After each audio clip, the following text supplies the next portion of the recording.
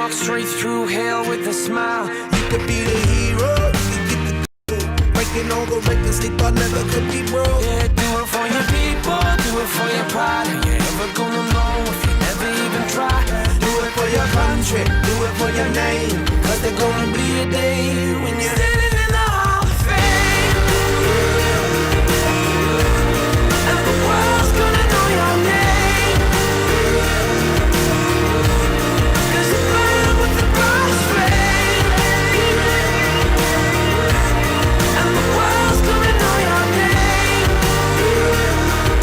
and you'll be on the walls of the Hall of Fame.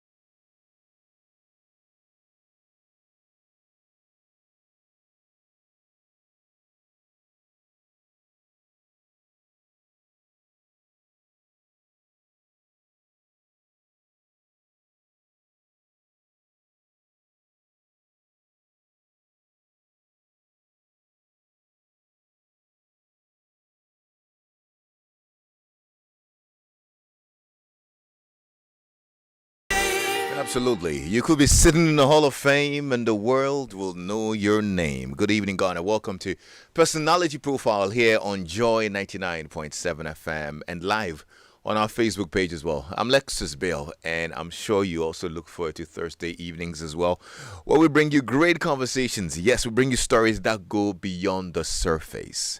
Stories of resilience, purpose, and the human spirit at its finest. And tonight, I have one such amazing story to share with you. So sit back, relax. I don't know whether you're still on your way home. You're probably stuck through traffic. Well, don't worry. You've got worthwhile company. You can also share this video, which is live on Facebook, with your friends and family in the WhatsApp groups. Tell them Personality Profile is on, and it's one that nobody wants to miss. Okay, so welcome along. You'd love my guests. This is Personality Profile with Lexis Bill. So tonight, my guest, oh boy, he's walked through fire. Literally, yeah. And he comes out with a testimony that will leave you thinking about your own life in a whole new way. I'll tell you about him. He's a seasoned project management professional with over a decade of experience in the energy sector across Africa and Europe. He's, I know that Morton is in Accra. Yes, he attended Achimota School. He holds a BSc in Mechanical Engineering from the University of Mines and Technology in Ghana. He holds an MSc in Drilling and Well Engineering from the Robert Gordon University in Scotland. He's also a member of the Maxwell Leadership Team, blending technical expertise with leadership and deep personal insight. But on 11th of August, 2020, his life changed. What began as a normal day at home here in Accra ended in a life-threatening fire accident, a gas leak, a sudden explosion, and in seconds, his body was engulfed in flames. He suffered second-degree burns over nearly half his body and a severe inhalation injury that should have ended his life. Yet he's here today, and he tells that story in his gripping memoir. It's called The Stench of Good News, a story of 142 days in the hospital, 4 surgeries, 12 blood transfusions, countless moments of pain, but also moments of hope, faith, and miracles. And he writes the very first line in his book: "By day's end, my body was on fire, and my life forever changed." Tonight, we'll walk with Pierre Kuma. Through that day, through the valley, and into the purpose that was born from the flames. Pierre is my guest here. Good evening, brother. How are you? Good evening. I'm good. How are you too? I saw you smile when I said Achimota. Is there a reason not to smile? Well, I don't know. I mean, I'm just curious. You didn't smile on any of the other things, Robert Gordon, UMAT, but Achimota. But anyway, it's great. It's great to know you're an Achimotan. I mean, I've got very good friends who attend Achimota as well, and they turned out great as well. Oh, okay. Oh, I'm glad to hear that. It's actually refreshing to hear this. To hear that. I actually can't believe I'm hearing you say that, but I'll take what I get. You were expecting an Odadia slander, huh? Well, no, it won't happen. It's okay. It's okay. But great to have you, brother. How are you? Oh, thanks for having me. You good? Yes. Nice. I know you've been busy because you're getting ready to launch your book. Yeah. How's the preparations going? Well, it's going great. We're getting there.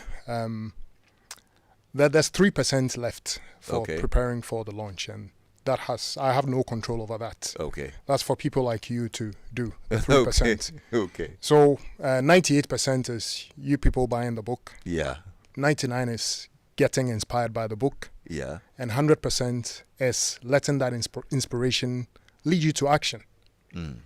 So what action are you looking at? It could be any form of action. It could be, getting out of that pit you find yourself in, that adversity you find yourself in, and saying that, hey, if this guy can make it through, I can also make it through. Mm. It could be you using that inspiration you got to inspire someone else. Right. So that it's a wide range of things. But yeah, so my preparation is 97%, and that's as much as I can do. I mean, we'll walk through your story. I just want to know what you do for starters, because I know you do some engineering work. Yes. You work in the oil and gas sector. Yes. Tell us exactly what you do.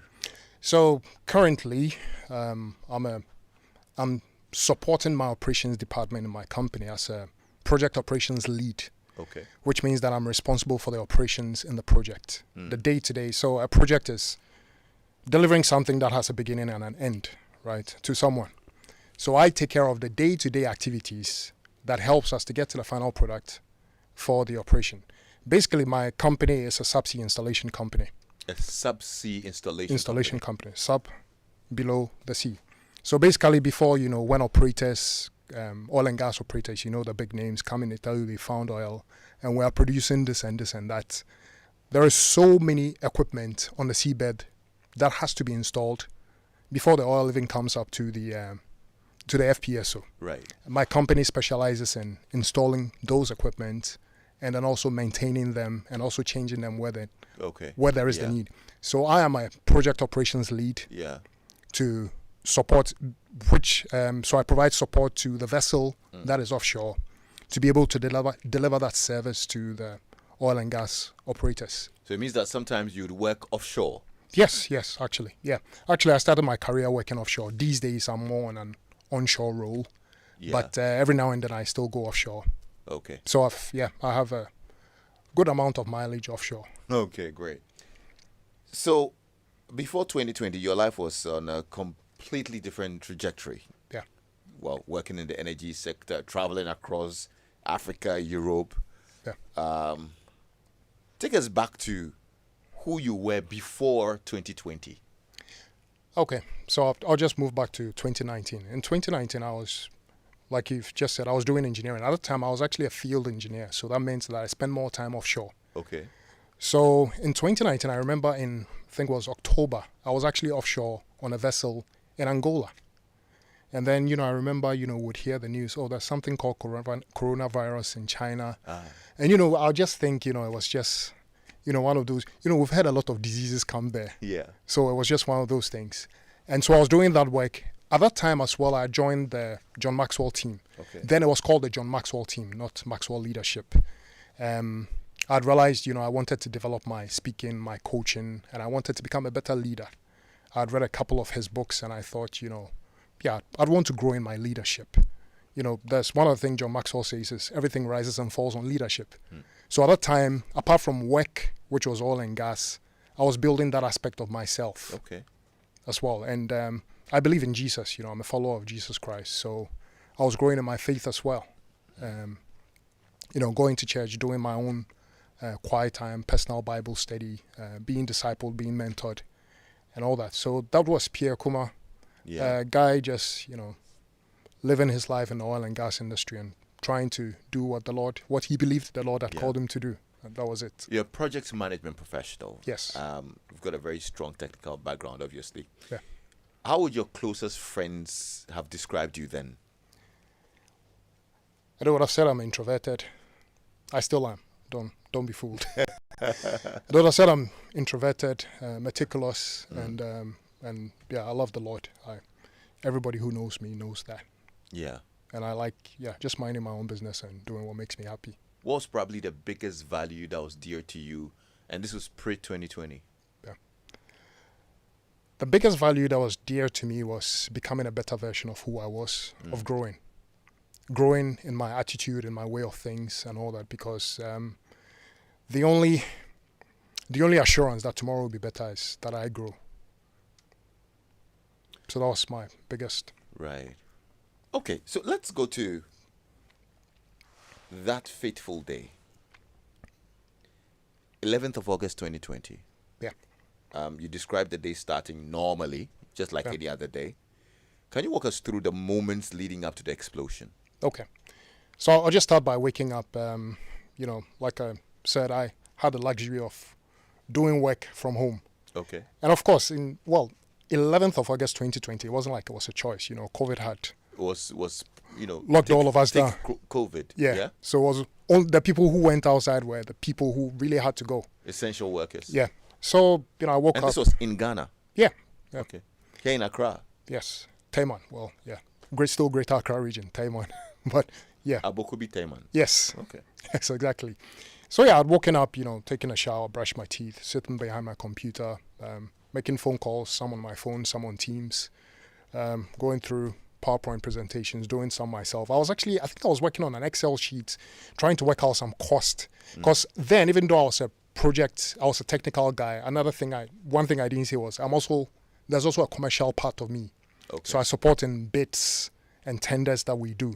Okay. So I think I was actually working on a tender where I was trying to work out some costing to understand the cost implication of what we're going to do. And I, just called someone, hey, can we do this? Or what do you think about this? That was my regular day-to-day activity. Sit there, type a bit, then I get this call. Then I spend about 30 minutes on that call sometimes. Then I have to spend 5 minutes rethinking what I'd done because maybe there's been some new information and all that. So leading to it was in the afternoon. Then as well, during COVID, I'd grown a bit closer to God. So I was praying a bit more on my own. So usually around 12 midday, I'd say a prayer, which was around 30 minutes because I was working, so just break it, do my prayer. And then I had 2 days before I passed by my mom's place, she'd given me some okra stew. That's right. You need to say it in the Ga properly. Engwami flour. That's right. That's the right way I need to, okra stew is for the people who don't understand Ga, but she had given me some engwami flour. So in the morning I'd, put it down, it thawed, so after my prayer I went to put it on the fire to warm it up. Then I think when I turned it on, I heard my phone in the hall ring. So I left the kitchen, I went to pick up the phone. I don't even remember who it was. But finished, put the phone down. Then I came back to the kitchen and I just opened the door and just saw fire come at me. Once you opened the door, the fire just came at you. Yeah, the kitchen door, yeah. Big explosion. Yeah. All I just heard was vroom. And I saw the blue. It was mainly blue surrounded a bit by, is it orange? What is that the color you call it? Yeah, orange, amber. The ladies, please forgive me. My coloring is not. I'm a technical person. I do math, so forgive my colors. But yeah, and that was what I saw come on me. What had happened? So from a technical point of view, I think there was a leak on the cylinder. And from the technical, there are three things that cause fire, right? You need heat, oxygen, and fuel. So the heat and the fuel were already there. So my belief is that opening the door also gave in more oxygen, which then brought the fire towards me. Then what will happen after that? So the next thing, that's the next memory I have, is me getting up from the floor. So between seeing the fire and whatever I went to do on the floor, I have no memory. Mind you, it is not that I have forgotten. I have forgotten means it used to be there And you don't. and you don't have it. This was never there. So it's not deleted, it's not erased, it never existed. So you had passed out. Probably. So what happened and what's stored in my hard drive is see the flame, getting up from the floor. That's it. So like I said, I don't know how I got down there. I don't know why I even got up, but I got up and I walked out of my building. I don't even know why I was walking out. I think I still had memory I'd seen fire, so it's like, reflex getting out. So I got out in front of my building, and when I got there, my neighbors on both my left and right had come out of their building, and they were standing in the compound. And the walls in my area are quite short, so it's so short you don't have to be as tall as me to stand over the wall and talk, but you can do that. So I remember the lady on my left asked, "Are you okay?" That's what I thought I heard her ask. And I said, I think I need to go to the hospital. Now, mind you, I didn't think any serious thing had happened because I had just seen fire. I'd gotten up. So my train of thought was, as a precautionary measure, let's just go to the hospital, make sure, nothing really serious had happened, So, and then from my memory, I remember her saying, okay, so she went into her building to get her car keys. Then I walked out of my building to open my gates, get out, and go into her place. So it was when I got to my gate and I put my hand on the lock, I noticed, my skin is peeling. Like I could see the white under it. Your skin was peeling? Yeah, on my hand. Yeah. On my right hand. So my neighbors on the right jumped over the wall and opened the gate for me, and then I got out. So when I got out of my compound and I was waiting for her to open her gate so I could go in, it was then that it started dawning on me that, okay, this is a bit more serious than I thought it's, Mm-hmm. And then strangely, I remembered, people I'd seen in the past with scars. I was wondering, hey, so am I going to end up like these people? Yeah. Or that. And then so she eventually opened the door and I got into the car and she drove me to the hospital. She with another neighbor. Okay, so at this point, you're still, I don't know whether they also were aware of the seriousness of what had happened. Yeah. They could see maybe some scars on you. They could see that. So my neighbors on my right-hand side, they jumped in, took in a fire extinguisher to go and find out what was causing the fire. Because I would later find out that they had heard a huge bang. Okay. And they had, so they were aware that this was serious. There was an explosion. I was the one who I just thought I'd seen fire and until I got out. So she opened the hair gate. I got into the car, laid at the back seat, and she said, I can't go alone. So she got another neighbor of ours to sit in the car with her. So in the car, and mind you, in the car now I'd realized, okay, this is a bit more serious than I thought. And I could actually smell myself. In Ghana, when we slaughter a goat and you put it over fire to burn the hair off, that smell, I could actually smell that of myself in the car. Wow. While she was driving to the hospital with the other neighbor. And again, I don't know where this came from. I couldn't explain, but I started singing songs in praises. One of the songs I remember was Aye Re, Aye Re. And I'll pray a bit and I'll be like, guys, come on, just join me, sing the song. And we did that to get to Nyaho Medical Center. Because for me, that was the closest big hospital to where I live. At that time, I think I didn't know too much about UGMC. Yeah. And besides, Nyaho Medical Center as well was on my company insurance card. Okay. So, yeah. You get there and But that's quite a everything's drive taken from care of. Taiwan all the way to Nyaho. It's quite a drive as well. Yeah. And I was actually the one giving her directions. Right. So I don't know if she didn't know the place or in the States she was a bit, but Nyaho is actually close to where my office is. So it's a route I apply every single day. So I was the one directing her there. One of the phrases that you use is that my body was on fire. Yeah. At what point did this reality dawn? So it started slightly when I saw the skin on my hand was peeling when I tried opening the gate. And then it dawned on me a bit more when I got into her car and I could smell that smell of a goat that had been slaughtered with the hair being burnt off. Yeah. That was when I really understood that, okay, this is like, we're in the big league. Wow. So now you get to the hospital and then what's happening? So I got to Nyaho and I remember getting out of the car myself. and I think I sat in a wheelchair. The next thing, I was transferred onto a stretcher.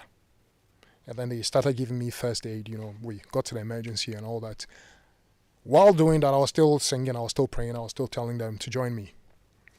So that went on for a while. Then I remembered, so I told my neighbor, she's called Rita Forsen.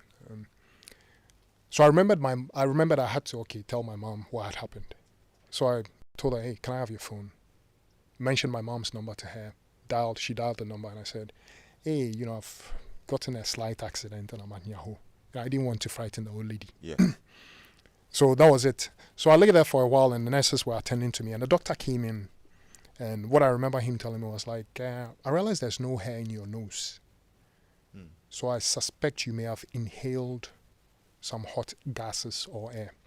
And we don't have the capacity to handle that kind of case here. So I'm going to transfer you to a place where they can deal with that. A few minutes after he'd said that, I was taken to the back of an ambulance.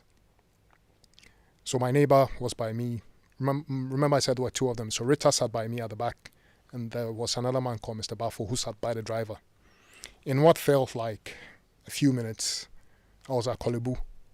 I was at the National Reconstructive Plastic Surgery and Burns Unit. I remember my mom coming into the ambulance to speak to me. I remember seeing her face. I don't even remember what she said. Then again, I was taken out of the ambulance. I was put in front of the male Burns ward. And, I had all the medical staff coming in asking questions. Okay, what happened? What's this? What details and all that. I didn't know who was who. I just knew it was somebody asking me. The next thing I knew, I was being wheeled into theater. Okay. And then at some point, I just told the nurses, hey, let's hold hands and say a word of prayer. I don't remember what I said. The next thing, I just woke up in the ICU. In the ICU now? Yes. Wow. I didn't know what I looked like. And the funny thing is, when I woke up, I saw two people standing in front of me who I would later get to know as a nurse and a medical officer. And I said, oh, can you read me a bedtime story? That's what you told them? Yeah, don't ask me why. I don't know why I said that. and for the record, I always like to clarify, I've never had bedtime stories read to me. Those things you watch in movies. I had the storybooks, which I read during the day. But not your mom or your dad reading your bedtime story. Sitting by me by the night and reading, and I'll fall asleep. No. So I don't know why I said that. I know I said that, but I can't tell you why I said that. Yeah. And then, so the ICU became my new home. Now, how life-threatening were your burns? Because I know when it comes to burns, they will normally tell you the degree of the burn. Yeah. How bad was it? Okay, so I'll start with a very basic one. There are a couple of methods to determine the severity of burns. So one of the methods says that any burns beyond that covers 15% and more of your total body surface area is life-threatening. Another system says that 20% of total body surface area and beyond is life-threatening. Some people from their own experience say 30%. So at 39%, irrespective of which method and system you are using, everybody agreed that 39% is life-threatening. So that's one. And the 39% was a mix. In some areas, it was shallow. In some places, it was really deep. Like on my legs, they were really deep. The entire skin was gone. The entire skin was gone? Was gone. On my face wasn't too deep. It was shallow. So that's why these days people don't even realize I got burnt on my face. But my legs, and I was in a t-shirt and a shorts. I was working from home. I like my t-shirt and my shorts. So every part that was exposed, from the knee to the toes, got burnt. From your hands, the shoulder, all the way visible, all the way there. Your hands. Yeah, where. So this is all skin graft anyway. But because there was no skin there, so my skin had to be cut off my thighs and put there. So that percentage itself on its own was life-threatening. Then you had inhalational injury, which meant that I had inhaled hot, nauseous gases. Now, when you put something on fire, it swells a bit. So one of the dangers of that was that my internal organs could swell and block my airways, and then I wouldn't breathe, and that would be sayonara. Wow. That alone was enough to also kill me. Then you had COVID-19, which I don't need to do much explanation on. So you had all these three factors.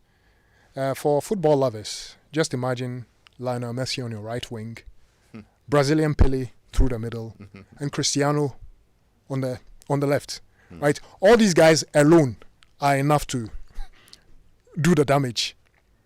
So that's how severe it was. I had three factors which single-handedly could take me to the Lord.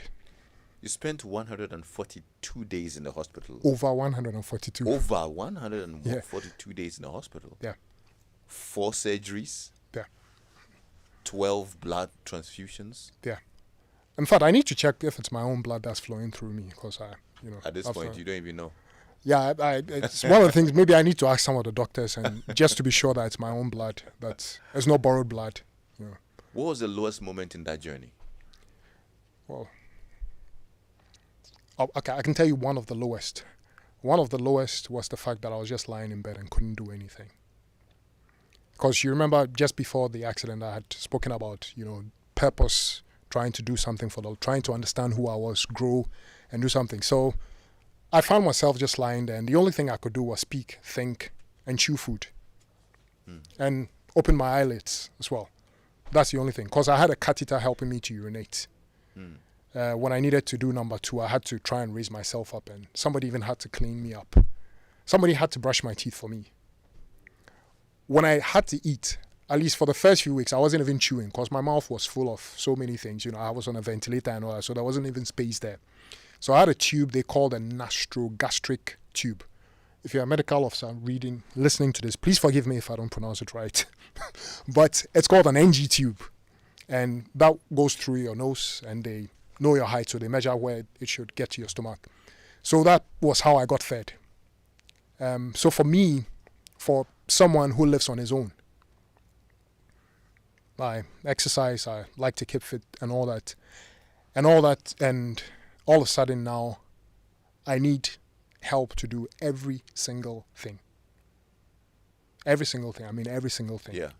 From waking up, brushing your teeth, you need help. Even when you pee, somebody, even breathing, I had to be on a ventilator. If there was a machine helping me to breathe. Yeah. That was one of my... At any point in those moments, did you think, well, this is it, my life is over? There was one time, I didn't think exactly it was over, but I was ready that if this is it, that's fine. I wouldn't have any problem. So this was a time when I was still on the ventilator. And it looked like I was stable. And I've been told, we think you are getting stable, so maybe this coming week would get you off the ventilator. And I remember it was Monday dawn. All of a sudden, I was struggling to breathe. So they called the anesthetist on call, and he was making his way there. And I was struggling to breathe.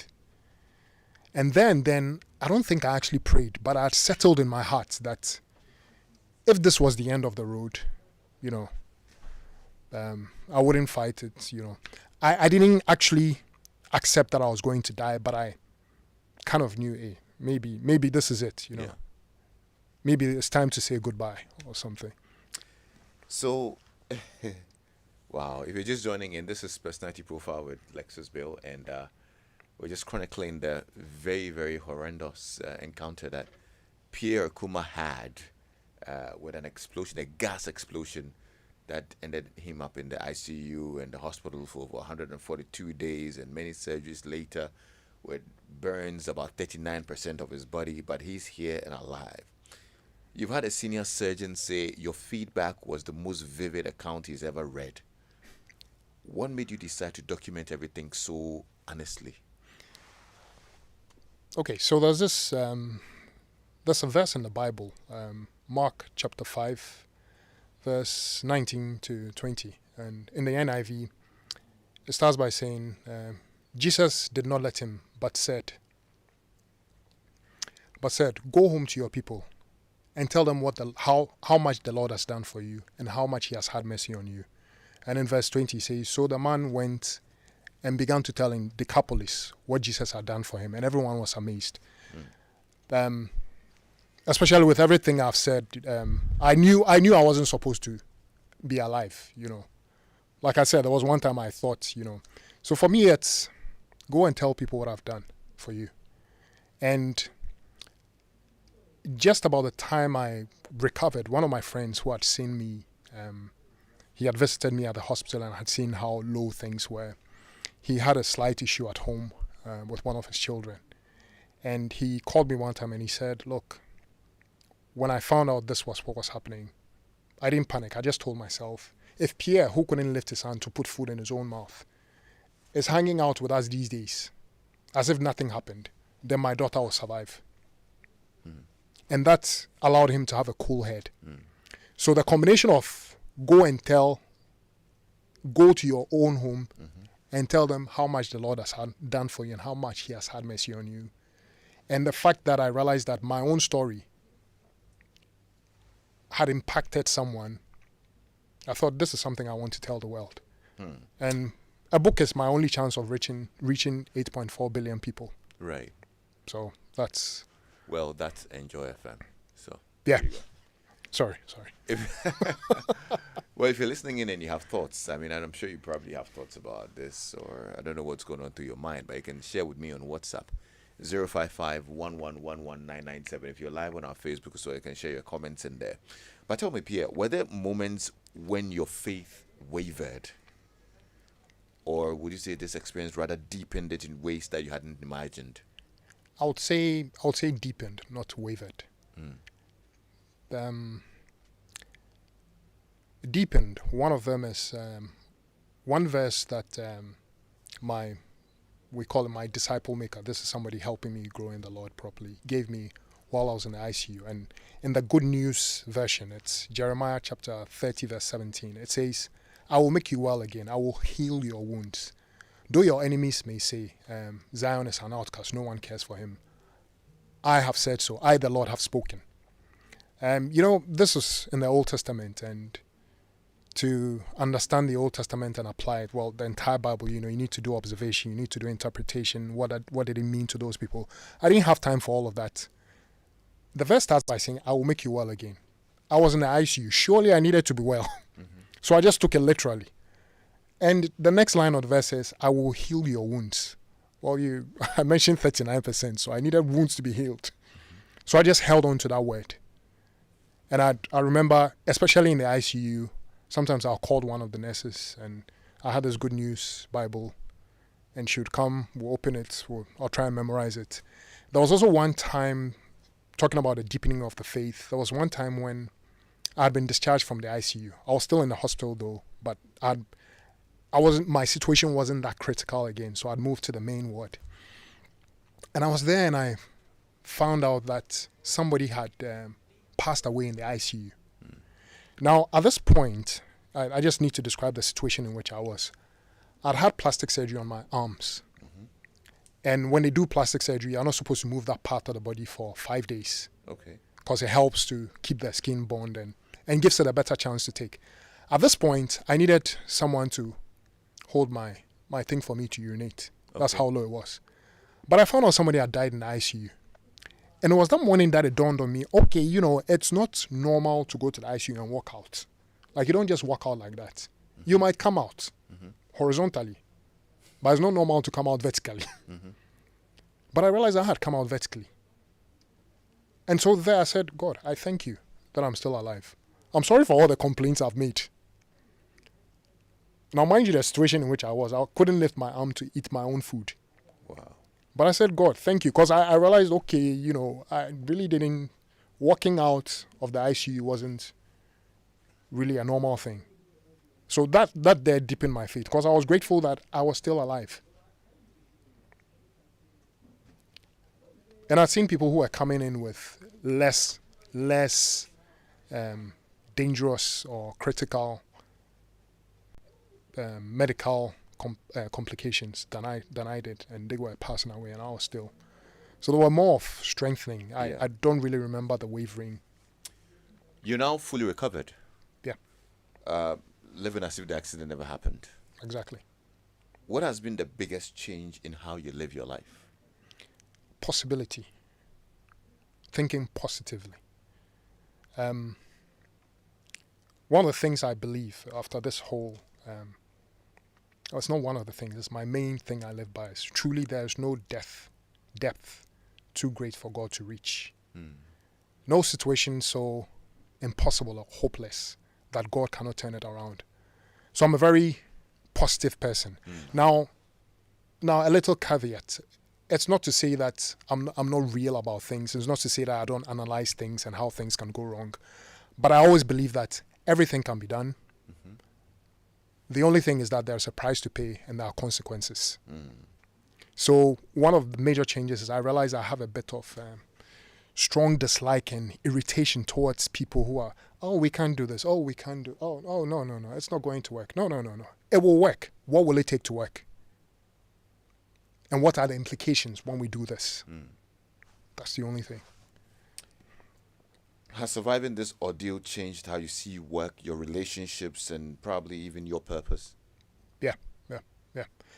So work these days, well, it's never been work for me. I've always loved what I do, before and after the accident. Relationships, oh man. I've grown to cherish relationships. I'm still here because of relationships, or because of people who helped me. And in the book, there's a section I've titled it, "The People Who Carried Me." Like, there were all kinds of people that played all kinds of various roles. I can't begin to mention them. So I think relationships are very important. It's not to say that I didn't think they were important, but it's one thing knowing something theoretically, and it's a different story seeing it happen in your own life.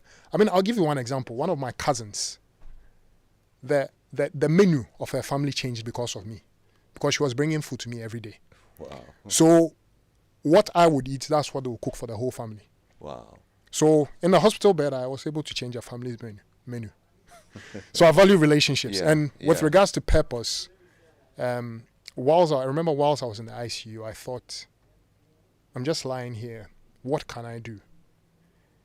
And whilst I was in the ICU, my concern wasn't about dying. My main worry was dying without fulfilling my purpose. That was a major thought and concern that I had, that I don't think I've done everything I'm supposed to do in this world yet. So now I live more purposely. Yeah. If you have thoughts, you can share with us on WhatsApp, 055-1111-997. The story of Pierre is quite intriguing. Now, you put it all in a book and you title it "The Stench of Good News." That's intriguing, huh? Yeah. Why? The stench of good news. So stench is unpleasant, right? But good news is good and very pleasant, right? So the summarized version of it, because people need to buy the book and read the whole thing of that. So I'll give them a summary. They need to buy the book to understand the full meaning of it. Yeah. But basically, I had wounds. Wounds smell, right? And at 39%, and over time I had skin grafts wounds that were also wearing healing, so it kind of increased a bit. So when you enter my ward, or where I was, if you lost your sense of smell, you would regain it back. And so it was stench. It was a stench. It was foul. It was unpleasant. But that stench also meant that I was still alive, that I still had a fighting chance. Because, in the hospital, when you come to the ward and a person is gone to be with the Lord, that's the time you see they would have cleaned it with disinfectant, and it would have a nice smell and everything. So when you came into my ward and you could smell that foul, nasty smell of wounds, Yeah. it was nasty. It was a stench. It was unpleasant. But it meant I was still alive, and it meant I was still there. In writing your book, was there a chapter that was the hardest for you to relive?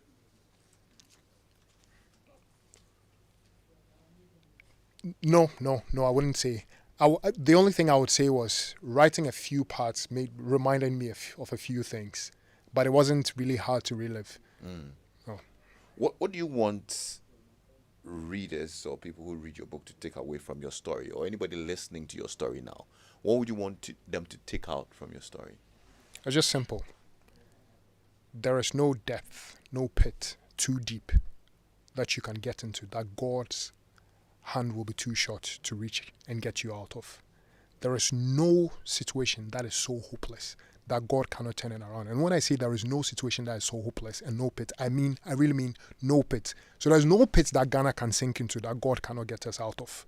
There is no situation that is so hopeless that God cannot get us out of. There is nothing that God cannot do. Nothing is impossible for God. So if you are listening to me, you might be in any form of adversity by yourself. You might have somebody who is terminally ill, who has been diagnosed. It is not impossible for God to do. The will is a different thing, but possibility, God can. There is nothing. That's what I want my listeners and readers to take away. For anybody listening right now who feels like giving up, what is your word for them? Look beyond what you are going through and think of a time. Remember that it will end. This will end. This will end. So that there's a statement that I've written in the book. It's called Abakmake, and that's Guy. We will close. This was a story my auntie told me of a laborer who was, at a construction site in his 40s, and when he was struggling, at that time, it's taking a toll on him. Getting to the end of the day, he would just whisper, "Abakmake," which means, we will close. If you're going through any form of adversity right now, just know that it will end. Just know that the adversity is not the end of your story. It is only one chapter that is ending. So just take the strength, take the resilience, and be ready to flip the next page. When you look back at the 11th of August 2020, would you say it's probably the worst day of your life, or the day that gave you purpose? That's not the worst day. It's the day that gave me purpose. It's the day that redirected me. That it was more like the pushing of the reset button, basically. Just reset. So it's not the worst. No. It's nowhere near bad. It may have looked bad then. And to maybe other people who saw me and loved ones who cared for me and, yeah. But no, it's not the worst. It was the reset button for me. Okay. You're launching this book when? It's this Saturday, the 16th of August, 5 p.m. UTC, because I know, Joy FM, you have a global listenership. So UTC, Universal Time Coordinated, 5 p.m. at the British Council. Okay. Is it this open Saturday. to the public? Yes. Okay. So if you're listening in and you will probably want to meet Pierre or get a copy of the book, one of the first copies of the book. In fact, he gave us a few copies. I have one copy that I'm going to give out to somebody who's listening who would want that copy. WhatsApp me on 055-1111-997 and I'll give it to the first person who actually reaches out. Lots of messages in here. Kay says, Lexis, Pierre is a living testimony and classical definition of the goodness of God. And then this one says, very true. Kuma has always been reserved, a calm, pleasant person, and a gentleman. I had the pleasure of being in the same class, Science 4, back in Achimota. And we thank God for his life and pray that he continues to use him to impact lives positively. God has only started with him, and that's from Mahmoud. And Phoebe Corte on Facebook says, gratitude. Abusa Jackson says, very serious, but God is wonderful. Kwekwe Shen, the greatest testimony is to be alive. You're a living testimony, but you have a good sense of humor. Yeah. Phoebe Corte says, it's the sense of humor he uses to narrate the story to make it trivial. God bless you, Pierre, for sharing. Grace and mercy. Lexis, what I'm hearing from Pierre is just amazing. I like his attitude and practical take on what happened to him and life afterwards. God bless him and keep him going. That's from Fred in Wembley. Okay, Fred, thank you so much for reaching out. Great stuff. Lots of messages.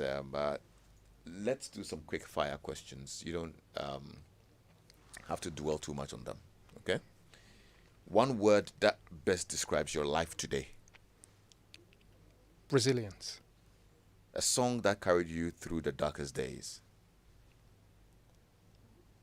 Made a way. It didn't carry me through then, but now it defines a lot of the journey. Made a Way by Travis Green. Travis Green, okay.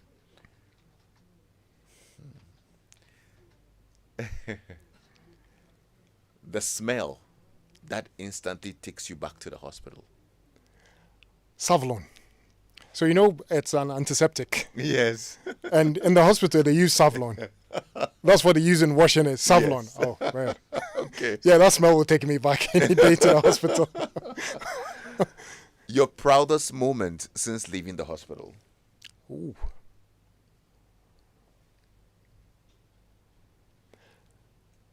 When one guy saw me, I traveled to the UK in 2022 for work. And I was in a long sleeve, well, similar to what I'm wearing, just that I hadn't rolled the sleeves up. And the guy just saw the back of my palms and he thought I had vitiligo. He didn't think I'd had any accident or anything. And for me, it wasn't pride for myself, but that made me realize how much I'd been restored. That somebody saw me and didn't have any thoughts that he saw the back of my hands and thought it was just a skin pigmentation that had a problem, which means there was no indication to him that I'd had any accident. And it's not pride in myself, but it's pride in what God had done and God had restored me, that I didn't look like I'd had any accident. One thing you thank God for every single morning. That I'm alive, that I can walk, that I can put food in my mouth. And for me, it is not, people go to church and this thing, they just rumble it away. But I've been at the point where I needed somebody to pick food and put it in my mouth. So I thank God I can put it in my mouth myself. I thank God I can brush my own teeth. I thank God I can walk, because I had to learn how to walk. So I'm sorry, your question said one thing, but there are many basic things. I understand. Yeah. I understand. Yeah. A Bible verse that became your anchor? Yeah, that was the Jeremiah chapter 30, verse 17. Good News Version. I will make you well again. I will heal your wounds. Though your enemies will say, Zion is an outcast, nobody cares for him. I, the Lord, have spoken. That was the verse. Jeremiah 30, 17. Good News Translation. The most unexpected act of kindness you received? Ooh. Most unexpected. That's hard. There were a lot of them that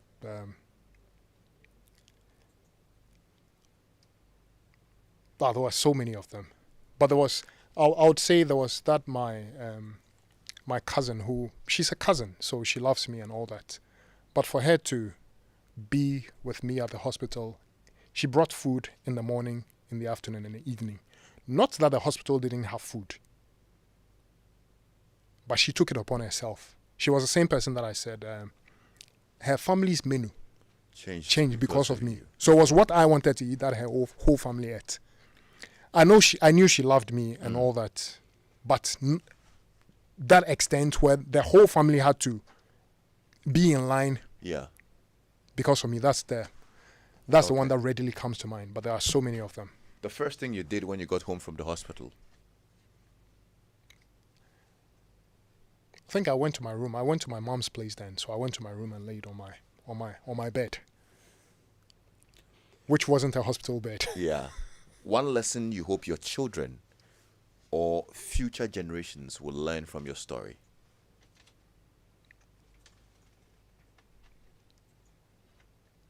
God runs the world.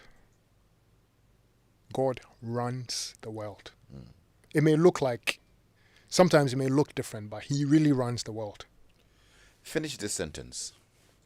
If I could speak to the Pierre of August 10, 2020, I would say, just trust in God. Just hold on. God knows what he's doing. Okay. My final question. Do you still have a gas cooker in your home? No, I don't. I can explain to you why. Okay. Don't.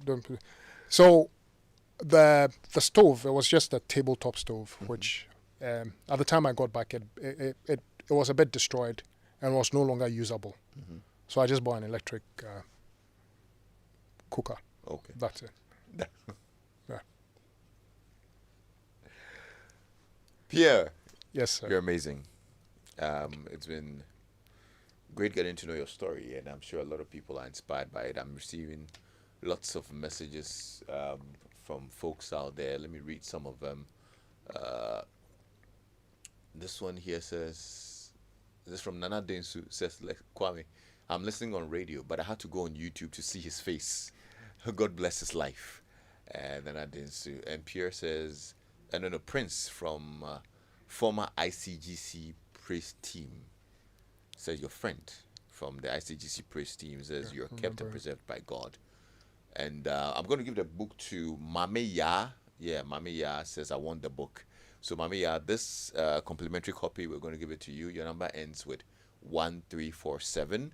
So, my producer will reach out to you so that you can have a copy of the book. But if you are listening and you want a copy of his book as well, he's launching that book on Saturday at the British Council. Is that what you said? Yes. Yes, at 5 p.m.